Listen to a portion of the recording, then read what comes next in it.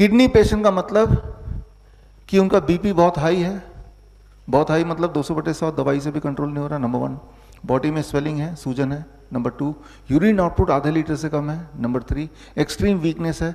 Extreme weakness क्यों? जब पानी बॉडी में जमा हो जाएगा, हार्ट लंग्स ठीक से काम नहीं करेंगे तो कमजोरी आएगी, नंबर 3। और साथ ही में उल्टी आती है, इचिंग होती है, तो ये 5 चीज़ें हैं। तो इसका मतलब आप किडनी के पेशेंट हैं। अब क्या करना है? ये time as medicine, food as medicine and 0 volt, ये तो करना ही करना है सभी को। इसके अलावा हॉट वाटर इमर्शन। क्यों? क्योंकि 2 किडनी तो काम नहीं कर रही, तो तीसरा किडनी की सहारा लेना है। तीसरा किडनी कौन सा है? Your skin.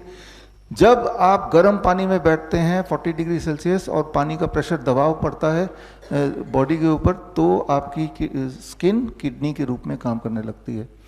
तो ऐसा करने से क्या एक्सपेक्ट करेंगे आप? जब आप हॉट वाटर इमर्शन करेंगे, कहाँ तक पानी में डूबा होना चाहिए?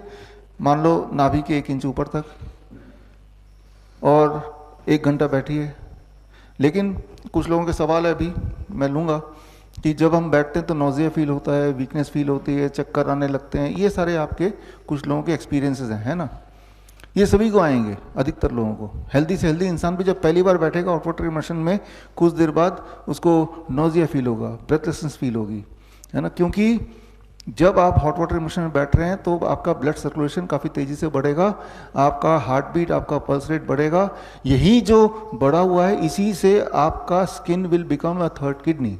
लेकिन क्योंकि कभी पहले अभी ऐसा किया नहीं है, इसलिए बॉडी जल्दी थक जाएगा। इसीलिए पहली बार जब आप करते हैं तो पानी का लेवल नाभि से थोड़ा ऊपर तक ही हम रखते हैं और आधे घंटे ही बैठने बोलते हैं।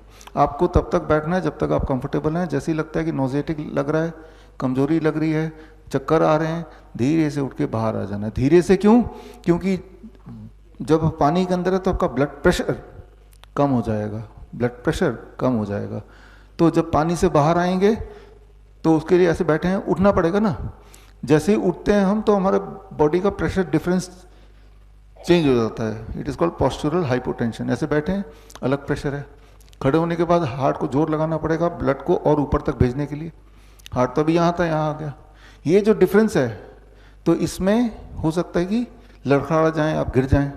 तो सोच समझ के धीरे धीरे पकड़ के फिर बैठ के निकल के सहारे से बाहर जाके बैठ जाओ 2-4 मिनट। अब आपकी बॉडी की रिदम बाहर के हिसाब से हो गई, आउटसाइड एनवायरनमेंट, पानी के इनसाइड एनवायरनमेंट से आउटसाइड एनवायरनमेंट। अगले दिन जब आप करेंगे तो आप देखेंगे कि आधे घंटे की जगह 40 मिनट तक आप सस्टेन कर पा रहे हैं। उसके अगले दिन देखेंगे कि और ज़्यादा सस्टेन कर पा रहे हैं।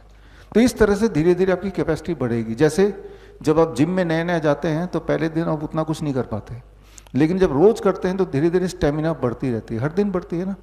तो आपको क्या करना है? आपके सवाल का जवाब है हॉट वाटर इमर्शन। 1 महीने से लेकर 3 महीना लग सकता है, लेकिन एटलीस्ट डायलिसिस जो लोग कराते हैं, डायलिसिस छूट जाती है उनकी, दवाइयाँ छूट जाती हैं, बीपी नॉर्मल होने लगता है, नॉर्मल हो जाता है, स्वेलिंग गायब हो जाती है, यूरिन आउटपुट बढ़ जाता है ना। और ये तीनों चीज़ होने का मतलब वीकनेस भी चली जाएगी, इचिंग चली जाएगी, वॉमिटिंग चली जाएगी। इचिंग क्यों होती है? जो चीज़ें पेशाब के रास्ते जाना चाहिए वो तो जा नहीं पा रहा है, तो स्किन के रास्ते बाहर निकलती है। तो ज़्यादा निकलेगा टॉक्सिक स्किन के रास्ते, तो स्किन में इचिंग होगी फिर, है ना।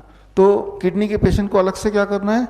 बिसाइड जो आप कर रहे हैं हॉट वाटर इमर्शन करना है। कितनी देर करना है? आइडली 2 घंटे करना है। लेकिन 2 घंटे एक बार में तो नहीं कर सकते, कर लेंगे 10-15 दिन में, धीरे धीरे स्टेमिना बढ़ जाएगा। और जब जैसे स्टेमिना बढ़ेगा, पानी का लेवल भी बढ़ाते जाना है। इतने पानी में बड़ी तेज़ी से काम करता है, लेकिन इतने पानी में पहले दिन बैठेंगे तो आप उतनी देर बैठ नहीं पाएंगे, है ना, क्योंकि पानी का दबाव इतना होता है कि आपको अनकंफर्टेबल लगेगा, है ना। तो इस तरह से करना है आपको। बड़ी से बड़ी बीमारी का आसान से आसान इलाज घर बैठे ही हो सकता है। अधिक जानकारी के लिए कांटेक्ट करें nearest doctor BRC clinic @home।